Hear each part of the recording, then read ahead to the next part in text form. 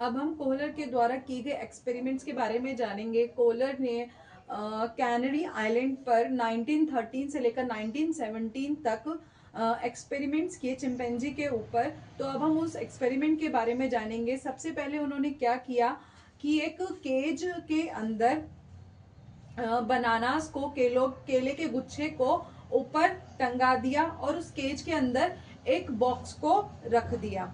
तो और चिंपैंजी जो था वो था भूखा था, उसे भूख लगी थी। तो जब उसने ये देखा कि ऊपर बनानास लटके हुए हैं, तो उसने पहले उछल कर कूद कर उसे लेने की कोशिश की, लेकिन उसके हाथ में कुछ नहीं लगा। फिर उसने चारों तरफ देखा, उसे एक बॉक्स नजर आता है। उसने बॉक्स को लिया, जहाँ पे गुच्छे थे उसके नीचे उस बॉक्स को रखा और ऊपर चढ़कर, उस बॉक्स के ऊपर चढ़कर उसने बनानास को ले लिया, प्राप्त कर लिया और खा लिया। अब दूसरे एक्सपेरिमेंट में क्या होता है, कोहलर ने क्या किया, जो इस बार बनानास थे उनको और ज्यादा ऊपर लटकाया गया और रूम के अंदर उन्होंने बॉक्सेस भी रख दिए।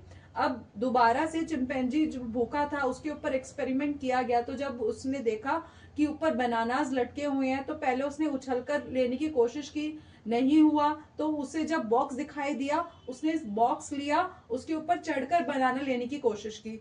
उसे फिर भी बनानास नहीं मिले, क्योंकि जो बनानास थे वो और बहुत ज्यादा ऊपर लगे हुए थे। उसने एक और बॉक्स देखा, उसने उस बॉक्स के ऊपर उस बॉक्स को रखा, दोबारा से बनाना लेने की कोशिश की, लेकिन उसके हाथ तब भी कुछ नहीं लगा। फिर उसने एक तीसरा बॉक्स लेकर उन दो बॉक्स के ऊपर रखा और बनानास को प्राप्त कर लिया। अब जो उन्होंने थर्ड एक्सपेरिमेंट किया था, उस एक्सपेरिमेंट में क्या किया था, उन्होंने केज के बाहर बनानास को रख दिया और उस केज के अंदर चिंपैंजी था और दो स्टिक्स रख दी। चिंपैंजी भूखा था, उसने हाथ बाहर निकालकर बनानास लेने की कोशिश की, हाथ पैर बाहर निकाल के कई बार उसने कोशिश की, लेकिन उसे बनानास नहीं मिले। तो अब उसने फिर उसे वहां पे दो स्टिक्स नजर आई। उसने उन दोनों स्टिक्स, पहले एक स्टिक जो छोटी थी एक बड़ी थी, एक स्टिक का यूज करके बनाना लेने की कोशिश की, नहीं मिले। फिर उसने उसे बड़ी स्टिक का यूज करके बनाना लेने की कोशिश की, उसे नहीं मिले। तो क्या हुआ, वो उन बना स्टिक्स के साथ ऐसे ही खेलने लगा और खेलते खेलते क्या होता है कि वो दोनों स्टिक्स आपस में जुड़ जाती हैं। तो उसके माइंड में अचानक से आइडिया आता है कि अब मैं बाहर के जो बनानाज है उनको ले सकता हूँ। उसने अब वो जो छड़ी थी, वो जो स्टिक्स थी, आपस में जुड़ के वो बहुत ज्यादा बड़ी हो जाती है। उसके माइंड में एकदम से आइडिया आया कि अब वो बनानास लिए जा सकते हैं। उसने स्टिक्स का यूज करके बाहर जो पड़े बनानास थे उसको अंदर ले लिया और खा लिया। तो हमने इस एक्सपेरिमेंट में क्या समझा कि जो चिंपैंजी थे उन्होंने किसी भी चीज को प्रैक्टिस के थ्रू नहीं सीखा। जो कोहलर थे वो ट्रायल एंड एरर थ्योरी को नहीं मानते थे। वो ऐसा नहीं मानते थे कि बच्चा किसी भी चीज को ट्राई कर करके बार बार प्रैक्टिस करके सीखता है। वो ऐसा मानते थे कि बच्चा किसी भी चीज को आपस जब सीखता है, जब उसके सामने कोई भी प्रॉब्लम आती है, वो आसपास की चारों तरफ देखता है, उस प्रॉब्लम से रिलेटेड जो भी उसे चीजें समझ में आती है उनको समझने की कोशिश करता है और अपने माइंड का यूज करके उस प्रॉब्लम का सॉल्यूशन खोजने की कोशिश करता है, जैसे कि उनके एक्सपेरिमेंट में चिंपैंजी ने किया। अब अधिगम एक उद्देश्यपूर्ण, जिसमें एक हमारा कोई ना कोई गोल होता है, उस गोल को प्राप्त करने के लिए हम चीजों को एक्सप्लोर करते हैं, उस प्रॉब्लम का सॉल्यूशन ढूंढने के लिए कल्पना करते हैं।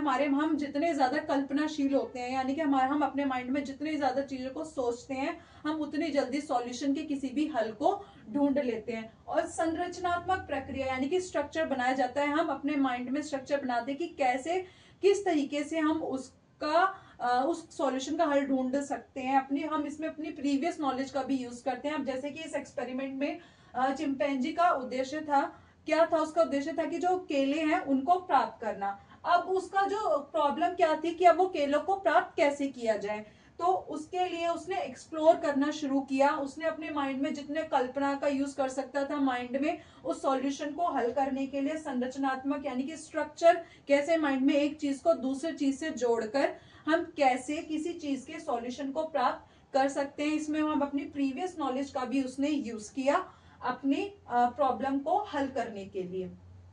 जैसे कि आपने देखा होगा कि फर्स्ट एक्सपेरिमेंट में उसने एक बॉक्स को रखा और केलों को प्राप्त कर लिया। अब जब दोबारा उसे केज में डाला गया तो उसने दोबारा से बॉक्स को दिखा, उसे बॉक्स है तो रख के केले प्राप्त करने की कोशिश की, लेकिन उसे नहीं मिलते हैं, फिर वो दूसरा बॉक्स रखता है, तो इसमें वो अपनी प्रीवियस नॉलेज का भी यूज करता है। तो यानी कि जब भी हम किसी भी चीज का सॉल्यूशन करते हैं तो हमारे माइंड में जो भी हमने उससे संबंधित पहले चीजें सीखी होती है, तो हम अपने प्रीवियस नॉलेज का भी यूज करते हैं किसी भी प्रॉब्लम को सॉल्व करने के लिए। अब जैसे कि मान लीजिए आपके सामने मैथ्स का कोई क्वेश्चन आ जाता है, तो अगर आप अपने माइंड में ये लगाते हो कि हमने इससे रिलेटेड पहले कोई क्वेश्चन सॉल्व किया होगा, तो आप उस क्वेश्चन को उस तरीके से सॉल्व करने की कोशिश करते हैं। तो ऐसा ही हम अपने माइंड का यूज करते हैं किसी भी प्रॉब्लम को सॉल्व करने के लिए।